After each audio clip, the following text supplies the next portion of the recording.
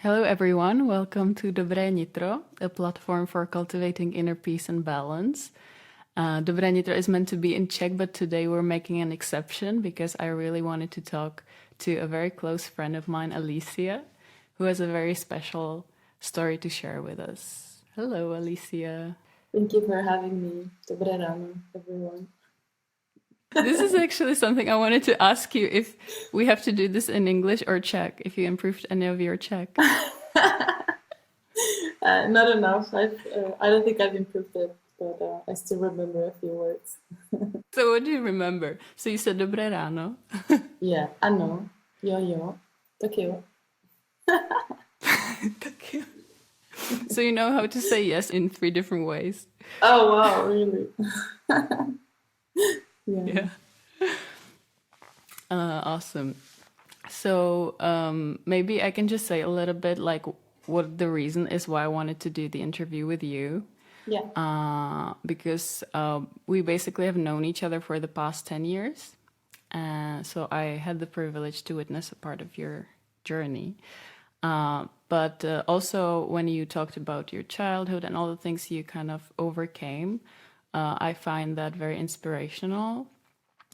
So this is why I kind of chose you as my first guest, because I think it can inspire a lot of people who either went through something similar or they just, are going through some difficulty, and I just think it could be helpful. So, but before we dive right into it, just maybe you could tell us about your life now. Like, you live in Barcelona, right? So how is life in Barcelona? What do you do there? Well, I just wanted to thank you for having me, and of course, it's such an honor to be, your guest and helping in any way, to someone who is facing any of the challenges that we will talk about during the interview. I live in Barcelona now. I have been living here for a year and a half. I work in the admissions department in a business school. And I have to say that lately I'm enjoying my life more. I have a new group of friends, and I think that everything is quite well now.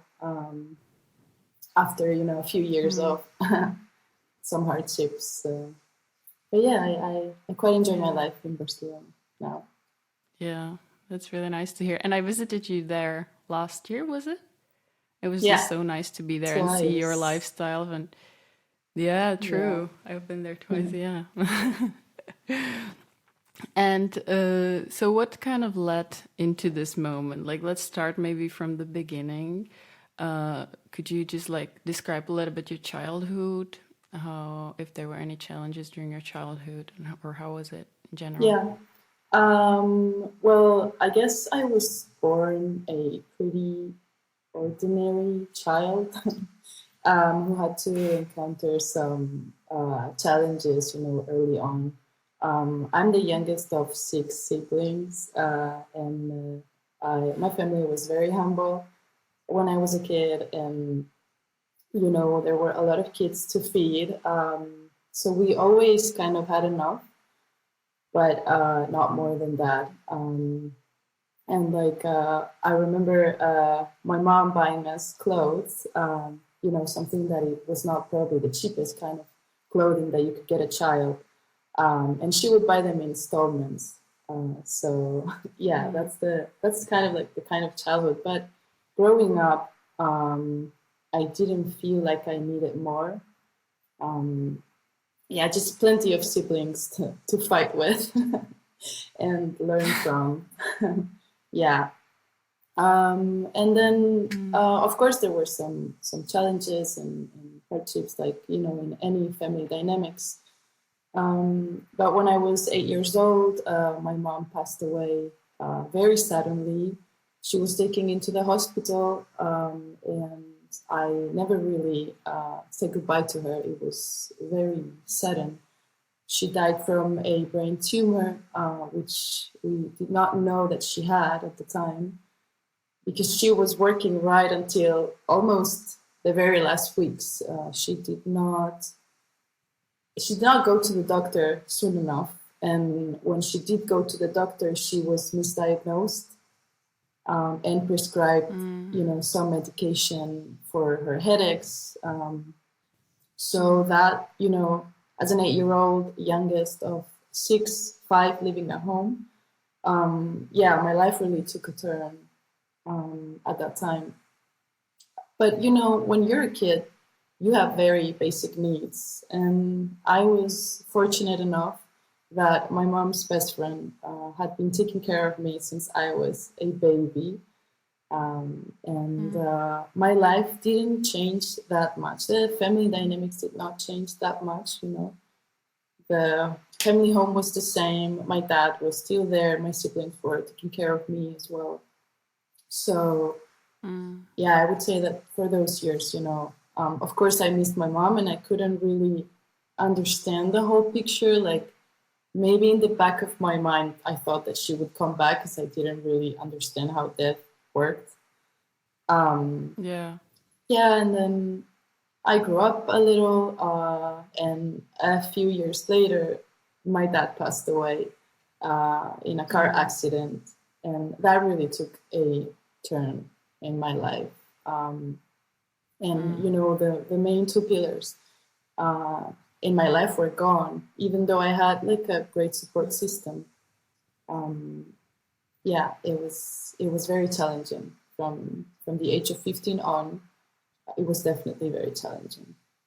Yeah, because you have some sort of sense of safety when your parents are somewhere, at least, and suddenly both of your parents were gone. And I think it was good you had your mom's best friend who was taking care of you. But could you explain? You said she was taking care of you from when you were very small. So is it because your parents were working a lot, or? Yeah, definitely. They were working the whole time. And my mom was working. So my parents had a bakery when we were kids. My dad was like an entrepreneur. I don't know, he tried so many things. He was very smart. So he always found a way to make, a business work somehow. But did not go to school for that long. I think both of my parents started working when they were like 14 years old. And you have to keep in mind that I don't think they ever left the country. So this is the kind of, education that they received. And so my parents were working a lot, trying to make ends meet. My mom was working at the bakery, I think full time, and then taking care of all of us as well. And, and not only that, but the house was always clean, like spotless, so I don't know how she did it. Honestly, in 38 years of life, I don't know how she could achieve so much. And that's when, my mom's best friend stepped in and took care of me and also some of my younger siblings. So I was like, I think it's one of the biggest blessings in my life, having her by my side and showing the unconditional support, not as a parent. So not to be mistaken, she was not, taking that place. But from a safe distance, she offered me all the support that one can need. So did you actually move in with her at some point, or did you kids were living somewhere else? Yeah, so when my mom passed away, the family home did not change. But after a few years, we were not feeling that comfortable. It's very hard, I don't know, even her energy, my mom's energy was somewhat still around, and I don't think we could really move on. So my dad decided that it was time to move. And so when my dad died, we were 3 siblings living at home at the time. And the dynamics didn't really change that much in terms of, having the place to go. And I think I was very independent already, and I kind of wanted to, have my own space and do the things in my own terms, but I was 15, of course. So there was, I'm not sure that there was the possibility, probably yes, but I think I just chose to stay in in my family's apartment and just go to school and keep things quite ordinary at the time. Yeah, And but what were the things that? yeah, no, I just wanted to mention that of course I needed a legal guardian, so one of my sisters became my legal guardian when I was 15, because you cannot legally live on like your own or not having like a legal guardian when you're a minor in Spain, at least. And when you think back at that time, what do you think was the most difficult aspect of not having your parents around? What did you miss the most? The most difficult thing, or one of the most difficult things, was that, everything was quite uncertain. The unconditional support that you would expect from a parent, was not there. So I quickly had to learn how to navigate through life and just trying to accept life as it was. But it was very hard being in high school, and definitely not being not being able to relate to my classmates. I started to isolating myself a little bit. I had some good friends, but it was very hard altogether, to relate and just live life as a teenager. I had to do groceries and kind of take care of myself, even though I was living with one of my brothers. But yeah, there were certain aspects that were like making my life hard, and at the time I feel like I was very angry and I just didn't know yet. I had never seen a therapist, which kind of blows my mind as to why. I had never seen a therapist, then probably needed one. But I guess it was a bit of a taboo thing, or I presented myself as someone, very diligent, and perhaps they didn't think I needed one. I don't know. Okay. Doesn't the state kind of come in, and doesn't someone from the system say, okay, this is compulsory in terms of the therapeutic? I guess nowadays I have to say that it has improved greatly. But when I was 15 years old, it was 2005, if that makes any sense. So I don't think mental health was playing the big role, and it was taken into consideration, unless you presented some mental disorders, which I did not, or was never diagnosed with one, so was kind of overlooked, I would say. Yeah. And for me, as a person who hasn't experienced that yet, obviously everybody will experience it at some point, that we lose our parents sooner or later. But if we have someone in our life who lived through it, what would you give as an advice onto like how to approach the person? Like what did you wish that people would kind of help you with, or did you just want some space, or were you kind of missing people's proactivity? What would you say? Well, like I said before, I was very, very fortunate to have, the people that I had around. Even though it was not the support system that one, should have through the early stages in life. But I think perhaps, you're expected to be treated the same, even though your circumstances are not. So perhaps more understanding as to what this child is going through, instead of expecting the same from like you would expect from any other child. In terms of behavior, or do you mean like at school that the requirements shouldn't be the same, or? I think behavioral, like at school, having in mind that this child is facing some difficulties. So, of course, in terms of graduating high school, the requirements are the same, of course, but the kind of support, Yes. I think it plays a big role, and it's important to keep that in mind. Yeah, that makes sense. And if there is someone who also lost their parent, maybe at a young age like you did, is there anything you would tell these kids? Yeah, I mean, I would, this learning has come with a lot of years, but try not to play the victim, because somehow life knows when you are playing the victim and will treat you as if you were the victim. Whatever you do in life, know that you do it for yourself and that it pays off at the end. You always have yourself. So I think accepting life as is key. And also count your blessings, because I would like to think that everyone has someone that they can turn to, even if it's not your mom or your dad.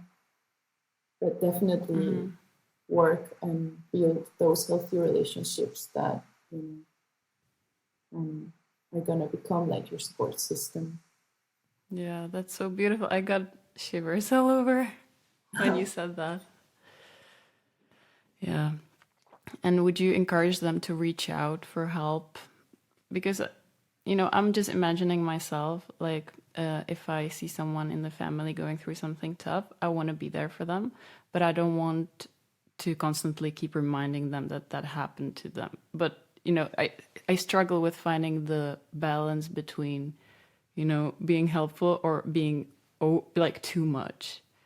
So I don't know, because sometimes I feel like people who go through something tough like this, they are not the ones who will come to you and say, do you know that this happened to me, can't you help me out or something? So should we take the initiative to kind of force the person to open up and talk about it, or not? Yeah, I guess it depends on every person, and how they want their needs to be met. Definitely asking the person, like, what makes you feel safe, and what, if in any way I can help, because more often than not, people trying to help end up not being helpful at all, and just, trying to, maybe like you can also ask yourself, am I doing it for myself or for the person that I want to help? Because sometimes not doing anything, maybe it's the greatest help, and sometimes just offering a helping hand might be helpful. So definitely it's something very unique to each one of us, I think, right? Like, if you need help with something, how do you approach it, and do you ask for help? So it's kind of the same. I think asking is key. Thank you for that. And reflecting back, was there a good support in the system? I mean, you lived in Spain. You are from Spain, so was there something you would think could improve? Definitely. There's always room for improvement. So again, I was very, very lucky that I was not placed into a home. I have to thank everyone, that was around me at the time when I was 15. I'm not sure, you never know if plan B would have been better, than plan A, but that's what I went with. So I kind of assumed that was the best thing for me. But definitely, it helped a lot, the fact that when you are an orphan in Spain, when you lose a parent, you kind of get some sort of monthly allowance, something, and with this money, like, which is not enough for you to live on your own, at least it wasn't for me, but I was able to save up a little. And also I was working and helping at my family's bakery, on the side, so I could, save a little, for the foreseeable. I know I have very close friends who work in the social system in Spain, and of course, there is room for improvement when kids are put into homes. And usually, I'm not really sure, what the statistics are, but children put in the care system, that's kind of the last option in Spain. So, and you don't necessarily need to lose a parent to be put into the social care system. I mean, I think your needs are met, but that is no replacement to family and a long-lasting support system that is going to be there for you when you turn, 18 and older. I assume it helped that you had so many siblings, right? So you still had each other and you would have that kind of community feeling. Yeah, definitely. Which, it's important to mention that, like, no amount of support will ever make up, for a parent. A loving, supportive parent, because I know that not everyone has had that. And, some people have also told me, like, well, you don't know my mom or you don't know my dad, and they do this and they do that and blah, blah, blah, I'm just speaking from what we consider like what a parent should be there for. But yeah, even though, nothing can replace that, I was showered with immense support from everyone in their own ways, because my siblings were not ready to become parents by any means. So I think we just kind of navigated through the whole thing the best we could. I think it's just helpful that, you have someone who went through something similar, so you kind of understand each other. I think if I imagine somebody being an only child and then losing both of their parents, it's also a different situation. It's helpful when you can relate to someone who went through something similar or the same, I think. Yeah. Also, grandparents were not really in the picture either. So my immediate family, that was not in the picture either. So yeah, there were siblings and my mom's best friend and her family. And she had also kids, so you had 2 extra siblings. Yeah. Right? Yeah, so when people ask me how many siblings I have, I lost count. That's good, though. Yeah. And when we go chronologically, then you did some traveling afterwards, right? So I forgot now if China was first or the US was the first trip. Can you explain what you did there or why you went and where you found the courage to go? Yeah. So I have to mention that no one has been able to keep track of what I did. Not even my siblings. I think they had to think about it in order to put it right chronologically. So I struggled a lot in high school. I was never a student who would, study regularly. But somehow I managed to even get good grades sometimes. So not saying that you shouldn't study, but, that's how I did it. I struggled a lot, and I had to retake 1 year because I was not showing up for class.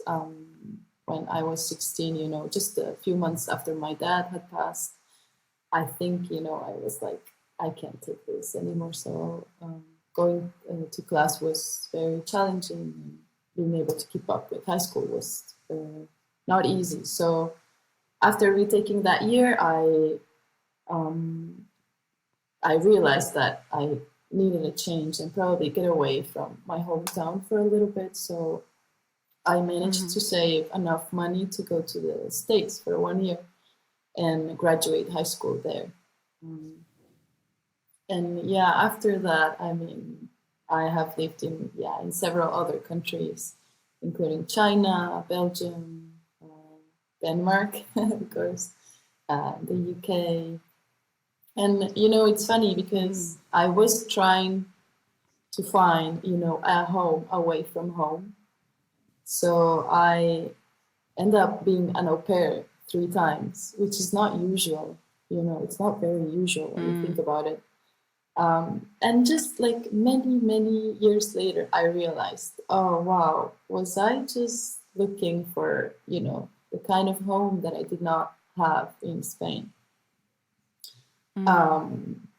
But yeah, I have studied abroad. I have, you know, I have done quite a bit outside of Spain.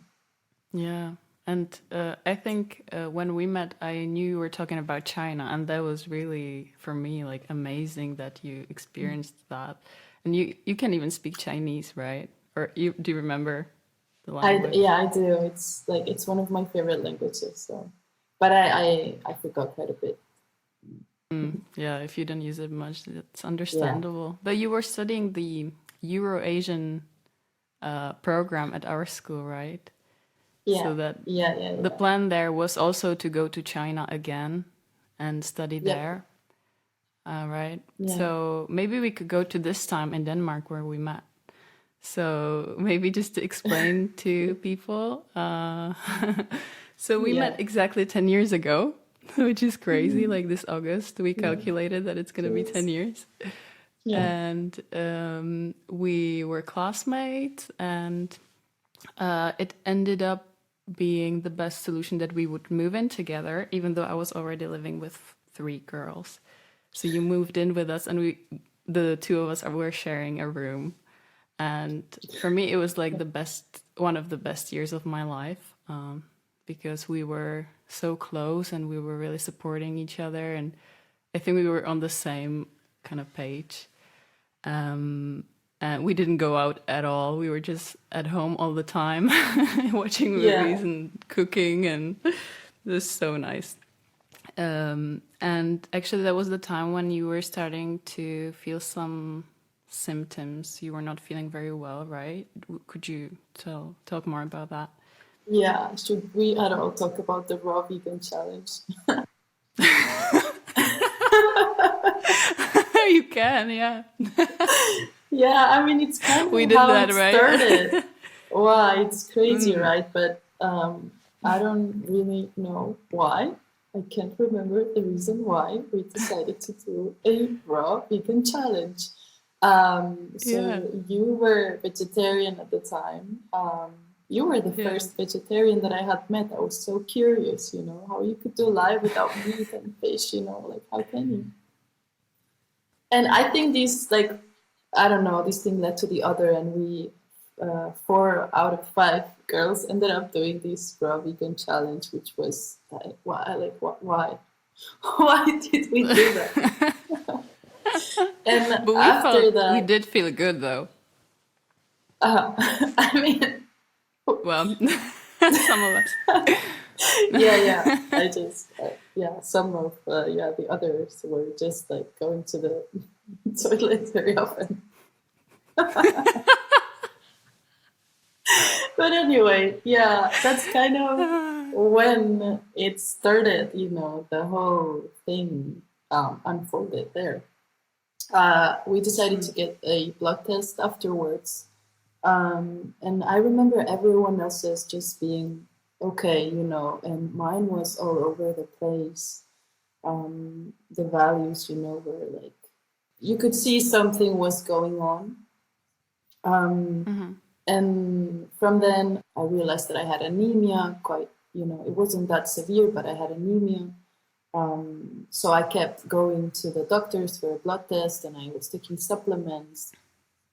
But like nothing was working. The anemia was getting worse.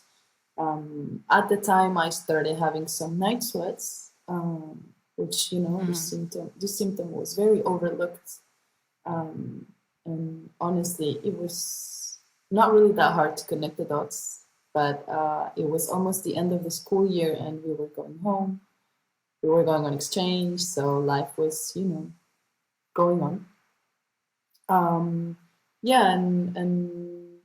And after that, when we moved back home, I did have some symptoms, but honestly, I had always been kind of like scared of doctors, so I did not pay that much attention until it was the end of the summer, and I was feeling very sick already. So I decided to do a checkup before going on exchange, and I mean, it did not, show any signs of improvement in my anemia. But I was 25 years old. I, couldn't,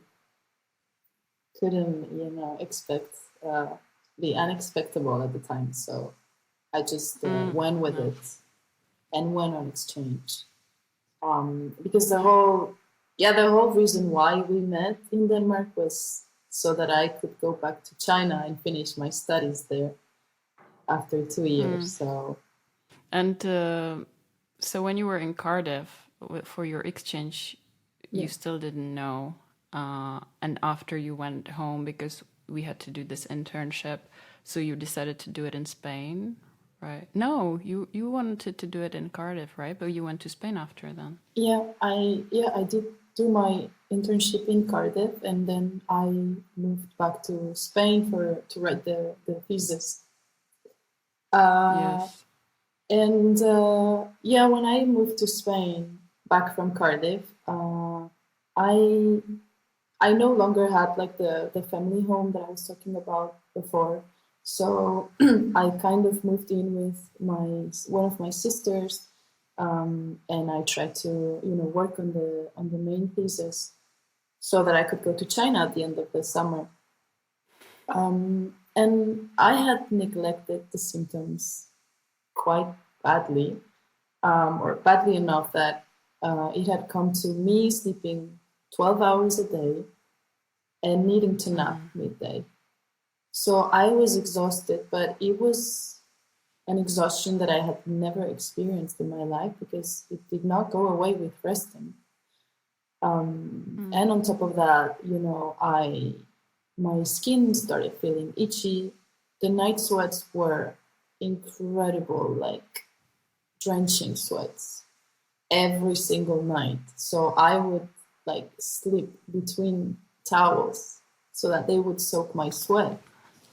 And of course, like when you hear about these symptoms, you might be like, why don't you go to the doctors? Well, they did not bring up, anything worse than anemia, even though I had done, this checkup before going on exchange and something was showing. And somehow I was misdiagnosed for like the third time. So you need to keep in mind that cancer was not in my thought anytime. Like, I'm not feeling well, but I am young, and And I remember even in Denmark, you were very tired at times, and you had these symptoms. And of course, for us either, like we didn't think. I was just thinking, yes, she's just tired. She needs to relax, or like let's eat better, or let's go for a walk, or like people don't necessarily go straight to this kind of scenario. Yeah, exactly. So when I did decide to go to the doctor, it was because I had a persistent fever. And that honestly was like, okay, this is not, there is something wrong. And did not think that could be something so severe, that would impact my life the way it did. But I remember one night I was with my sister, we were watching a show. The girl had Hodgkin's lymphoma. Out of all the diseases that she could have had. And I related to the symptoms quite a lot. So I did something that you should not do, but hey, it came handy to me. I did Google my symptoms and it appeared, like you have leukemia. I was like, I showed it to my sister, and she was like, you're exaggerating, come on, like, okay, let's go to the hospital then. And I was like, no, there's no way, I don't want to go to the hospital. I'm like scared of needles, like how naive. But the fever persisted, so I did end up going to the ER one night on my own because I didn't want to scare anyone. But I did have to call my sister like midnight, like, hey, can you like bring this checkup that I did like a few months ago, because they kind of want to go through them, and I need to spend the night in the ER because the anemia was so severe. I needed to get like 3 infusions of blood, and that's, you know, I think that day I felt very, very, very sick. Like, oh, this is, you know, I'm not sure what's wrong, but there's definitely something that's, you know, progressing slowly. Yeah. And so when was the moment when you actually found out what it was? When you got the confirmation? Yeah, I wouldn't say like 3 weeks after that, after going into the ER, I needed to get 2 biopsies in order to confirm the kind of, you know, cancer that I had. And from what the doctors were talking about at first, I did not think that it was cancer right until they confirmed it, what it was, right? I was like, what is this? And I even asked, is that cancer? Like, so, yeah, I feel like young people and everyone, we are so naive when it comes to diseases, because I don't think we are educated enough. And that was my case. I did not suspect it until I had the, you know, diagnosis right in front of me. Yeah. And so after you found out, what was happening afterwards? Yeah, so because I had been misdiagnosed for like 2 years or more, the cancer was pretty advanced, so I was in a really bad shape. We needed to start the first line of chemotherapy right away, and that's what I did. I did go through the first line of chemotherapy. Did not really work. It worked partially, and doctors were optimistic, because you also need to keep in mind that in the whole picture, you know, when I knew what my diagnosis was, the first thing that I did was Googling the survival rate, so that I knew what I had to confront or deal with. And it was a Hodgkin's lymphoma, is highly curable in early stages. And when symptoms, you know, do not show up in the way that they did for me. So after that, you know, I felt like, yeah, okay. I felt like the universe has got my back. You know, I have nothing to worry about. And I just closed my laptop and went to bed and just follow the, you know, the guidelines. Then the first line of chemotherapy was pretty tough. Of course, I lost my hair, and I did all the rounds. And when scan day came, you know, I felt like, okay, I'm done. You know, this is what they told me. 8 months and I'm done. And I can go back to my life. At the time, of course, I had to let the university know that I was very sick and that I couldn't go to China to continue my studies. But I felt like, you know, once this is done, I can just go back to my life. And did not go back to my life, because the treatment did not work as they had expected. So these news were very, very shocking to me. I did not even conceive the idea that it wouldn't work. I don't know why. I was very naive. And then things got more serious. I needed to do salvage chemotherapy, which was the second line of treatment. And that involved being inpatient at the hospital for 5 days, with getting chemotherapy infused 24 hours a day. So that was, my body took it very, very roughly. And I had to face a lot of challenges at the hospital. I was very, very sick, and did really not understand how sick I was until that line of treatment, which had to be stopped because it was either gonna kill me, you know, like the chemotherapy was gonna kill me faster than the actual cancer. So we had to stop it. The second line of treatment, to which I also had like partial response, so did not work how they expected it. So at that point, you know, the survival rate was going down quite quickly. Yeah, and well, after that, I mean, I had 3 other lines of treatment that I don't know if you want me to go into detail, or we can just go to the last line of treatment. I mean, it's up to you. I mean, if there is something you would want to mention from that impacted you greatly, then you can mention it. Yeah, I guess not, you know, going to do getting your scans done and hoping for a yes and getting a no so many times was so discouraging.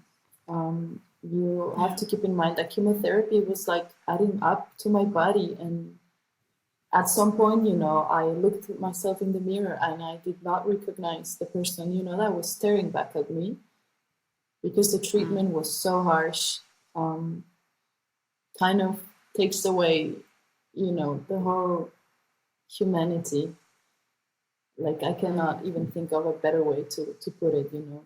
You depend so much on what the doctors say. You feel like you don't have a say in your body anymore.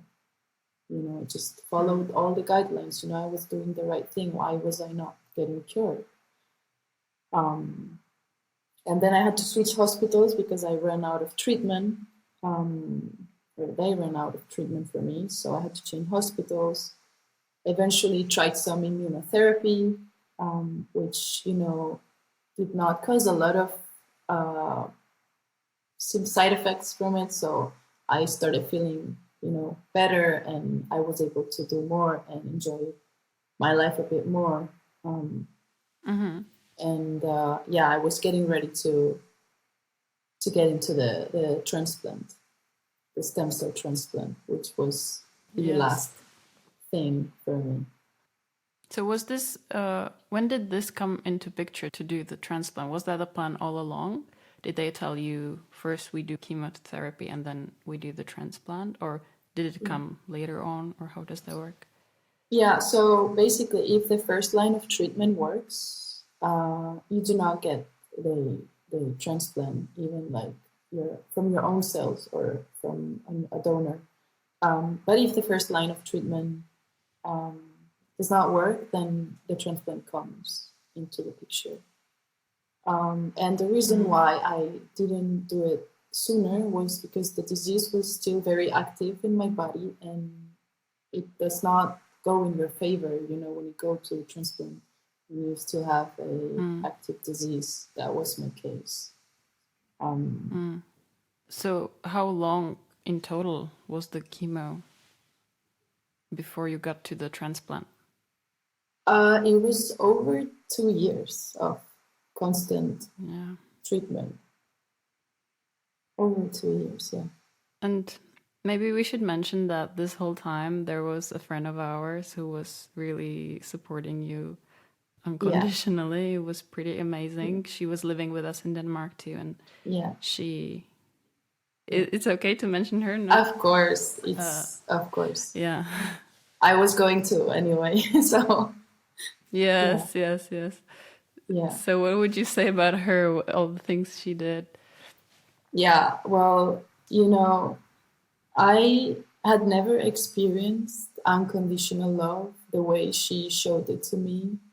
And I had never felt so much support in my entire life that it became like a key factor in me healing and going through all the appointments, chemotherapy, and everything, you know, and the uncertainty. We navigated it together. I mean, she was my partner at the time. And if there was just one thing that I wish everyone could have when they face a disease, would be the supporting partner that I had, the unconditional love. Because you mentioned unconditionally, and unconditionally is the word. You witnessed it, so you know it's true. And it's funny that you use the word, because if anything, that's the word. And I wish everyone could have that, because it changes the whole game. Yes. It was really amazing to watch you both and to watch her really be there for you it was really comforting, I think, for everyone to know that she's there and that you're not alone in it. Yeah. And so when the time for the transplant came, you had to find a donor, right? Yeah. So how did that go?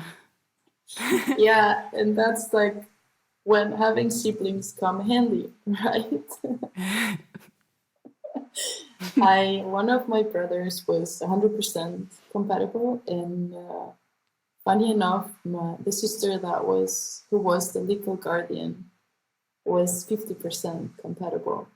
At the time of making the decision, it was right by me that my sister was going to be the donor. Even though she was like underweight, like she's very tiny and skinny and wouldn't qualify to be a donor, but they made the exception, and so she was able to provide me with the cells, with the stem cells for the transplant. So that was a good moment, right? That it went successfully, and then you kind of started your healing process. But it wasn't. I think it's important to say that it wasn't immediately that you were feeling like, oh, I'm feeling great now. It still took some time. Yeah, it's still taking time to this day. In terms of mental health, and the transplant was successful. I think successful is the word. It did not go well by any means. It was the toughest chemotherapy that I had ever, had to take. I felt like I was dying at the hospital. I did not know if I was going to make it out of that room. You have to be isolated for a month, before. So first they have to get rid of your immune system in order for your body to be able to accept the new stem cells. So it's very dangerous, and I had a lot of complications from mouth sores, liver disease almost, and kidney failure on top of the unthinkable. Really, it was extremely, extremely tough for my body and also for my mental health. It definitely deteriorated after that. So yeah, the healing. Yeah, no, go ahead. Sorry. No, I was going to say that you were pretty mindful then about what you were eating, and I think you were really trying to take a good care of your body. Yeah. Yeah, honestly, I started transplant being a vegetarian. They served me tofu for the first time in the hospital history. Wow. Yeah, and then later, I did end up eating, whatever, was on the menu, because I was not eating for, I think, almost 2 weeks. So nothing, like my mouth was covered with sores. I could not swallow. I could not, eat anything. Or even drink water. I was in so much pain. I had to be put with like fentanyl for 24 hours because the pain was unbearable. So it was quite the experience, but you also have to keep in mind that at some point during the course of treatments, your survival mode gets activated, and all you want to do is survive. And you do not think about the implications that surviving, will entail. And one of them was definitely crossing like a line during the transplant in terms of pain and suffering, that there was no way to go back, Life as I knew was not going to be the same ever again. And it was very, very hard. I'm not sure if anyone will, be listening to this who has also been through a transplant, but I'm sure they will agree that it is the toughest course of treatment that one can go through. And you have mentioned that at some point you were facing a really tough night, and I also remember you were talking about it with our friend. She was there, I think, with you, she was in the hospital that night, where you were really facing the biggest fear of all, I think, which we all have, is the fear of death. And could you talk a little bit about that? Do you think it's, I don't want it to sound disrespectful, but do you think it's healthy to face one's fear of death at some point in our lives? Like, do you think it's important that we remember or remind ourselves that we are all mortal and this can end any time? Could it be helpful in some way? Yeah, it's a great question, honestly. It's surprising that people will still fear death. How can you fear something that it's going to come either way, you know? So I think a lot of facing death comes with the fact that we feel that we are immortal and we are not. And we so often take things for granted in our lives, thinking that there will always be tomorrow, you know? And I think we live by this, and more often than not, we forget that that is not the case. And I think that's why we take death so harsh, as if it was not supposed to happen, you know. Maybe we are taught that the right thing to happen is you dying from an old age comfortably in your home, but I don't think, for sure that's not the case for everyone. So definitely facing death is very important. And when I had to face it, it's funny because my survival mode was always activated. But when I felt like I might not make it out of this hospital room, I became very small, very, very small. I felt like I was very small, like there's nothing I can do. So I kind of need to take it as is. But fortunately enough, of course, I'm here today, so I made it out of that hospital bedroom. Yeah, it was. I mean, that experience is something that will always go with me, even though I try to think of it as something that it was necessary for me to be here today.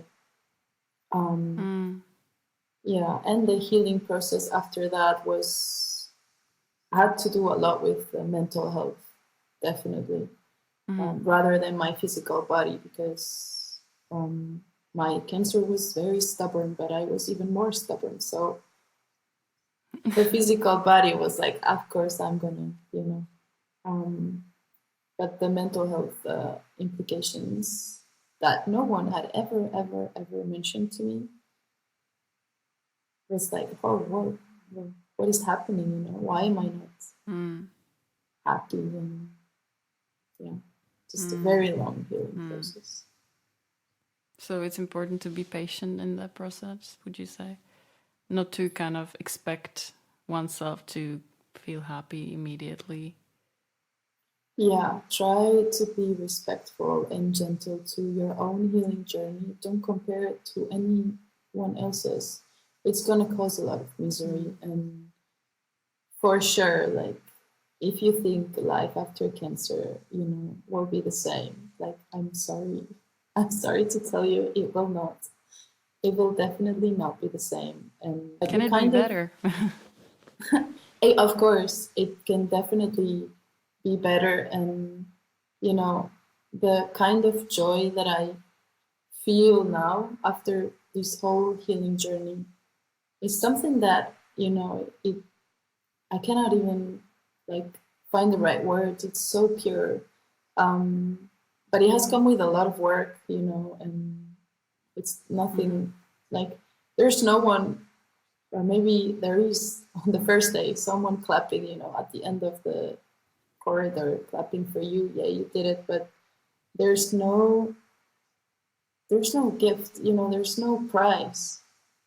If you, like, life is the prize, if that makes any sense. But I kind of, throughout the cancer journey, I did feel like I came up with this term, the narcissistic survivor syndrome, that you feel like everyone has to provide for you and be there for you. And speaking from my experience, I did neglect the feelings from the people around me, I feel like, you know, it was needed for me to survive, but I feel like I definitely was not aware of, you know, feelings from the people around me. I was so focused on the one thing that I wanted to get done, you know, and that was like getting cured. But I think that's pretty understandable, of course, and I'm sure those people understand it too. Yeah, I'm sure. I'm sure. Yeah. So we're actually coming closer to finish, but I still have some last questions to ask you. I think you might have already said it in a way, but if you have someone watching right now and they are going through a similar disease or they're battling cancer, is there anything you would want to tell them? Yeah, so like if you are facing, you know, a disease like cancer, that comes with a lot of uncertainty because you don't know how well you will respond to the treatment. You know, giving advice is very sensitive, you know, because I do it from my own experience and it doesn't have to, you know, people don't have to relate necessarily, but I think it's important to, as much as you can, you know, try to step out from the survival mode and the surviving no matter what. Even when you're sick, even when you go through treatment, you are still alive. So as much as you are alive, try to make some memories with the people who you love. And that's, you know, something that will always stay with you. Yeah, that's lovely. Thank you so much for all your wisdom. You are so wise. And I mean, I love you for that. We're such good friends and I'm so happy I have you in my life. And everything you said today is so inspirational, even for me. And there is this Indian yogi who says that if you've gone through difficulties, it can make you a victim, it can make you weak, or it can make you wise. And I think you definitely chose the latter, and it really made you a very wise person. And what I really appreciate about you is that you didn't become bitter, you didn't become hateful towards life, or you're not thinking, oh, life, why are you doing this to me? And on the contrary, I witnessed you wanting to help others as well and be there for others. And that's, I think that everybody should see that. So I'm really happy we did this interview. As the last part, I have some quick fire questions for you that I want to ask you. So you can just answer them shortly. Okay. And So is the it first okay if I one- say something before the last bit of the Yes, of course. questions? Because I think it's very, very important that I don't try to be inspirational. I think this is just what I was faced in life. And you did mention these 3 words from the yogi, and it's very important to acknowledge that I am probably wise now because I was once a victim. I was very weak as well, and I became very, very bitter before I could heal. So it's important to mention that going through these phases, you know, are okay. You're okay. If you're bitter and, you know, want to scream, everything is okay, you know. The wisdom comes afterwards, I think, but you kind of have to put in the work. And I think it's important to mention it. Yes. Yeah, so that's just the last thing that I wanted to say.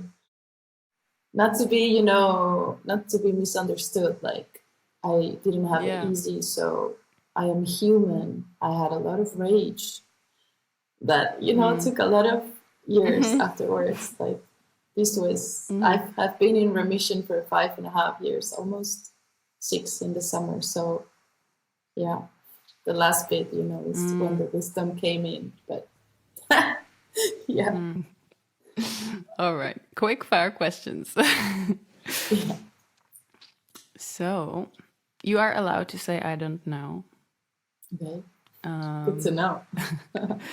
So what do you think is the key to living a balanced life? Wow.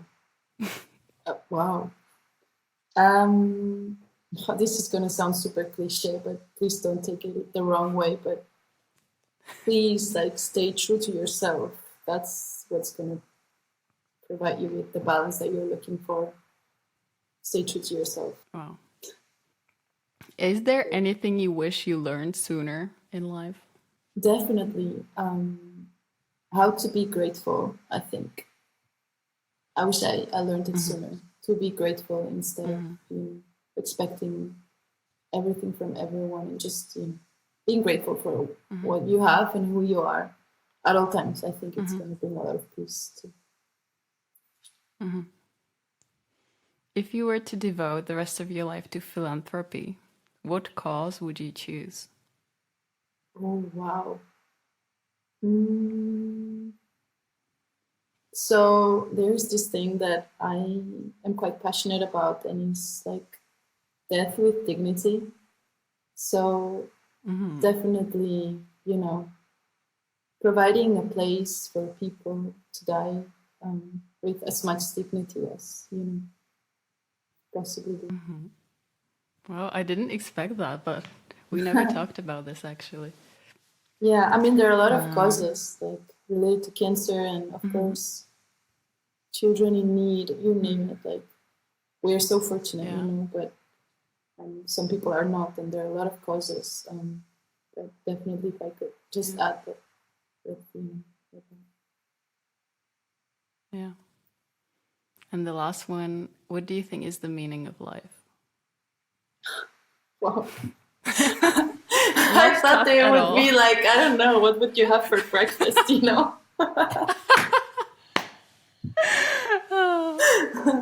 I should have also put if God exists, but I didn't put that one in. That would be another heavy one. Meaning of life. Well, the meaning of life for me is to just live the life that you have. Yeah. It's just as simple. We can't do anything else. You can't do anything else, and just by waking up every day, that is the greatest gift that you're gonna get. So if we need a reason to live, you're gonna realize soon enough that you already are the reason, and just live your life. And please, please, please don't take it so seriously. Thank you, Alícia. That was really beautiful. I really enjoyed it. It's been over an hour. It went fast the whole time. Maybe I'll have you here again when we talk about other stuff. If you want to have me for mental health, I would love that. All right. Thank you so much. Have a lovely day. Thank you. Thanks everyone who was watching it. And I'll see you next time. Bye. Bye.